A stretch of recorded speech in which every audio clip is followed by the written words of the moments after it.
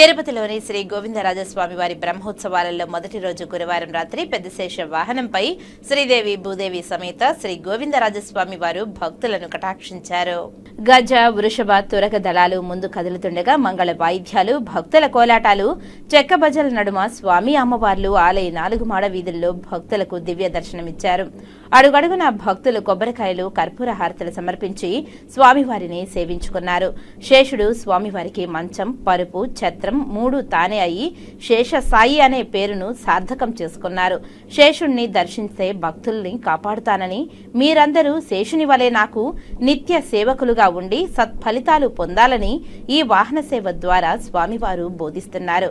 వాహన సేవలో తిరుమల పెద్ద జిఆర్ స్వామి, చిన్న GR Swamy, FA and CAO Balaji, ఆలయ డెప్యూటీ ఓ శాంతి, ఇతర అధికారులు పాల్గొన్నారు.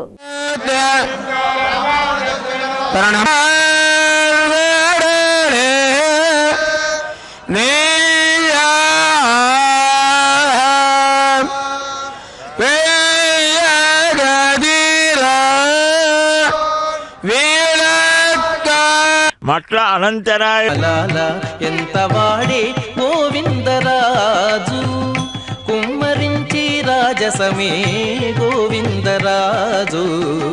కొమ్మలాల ఎంత వాడే గోవిందరు, ఒగి చాచి బల్లకేల కొప్పు కడు నెత్తినాడు.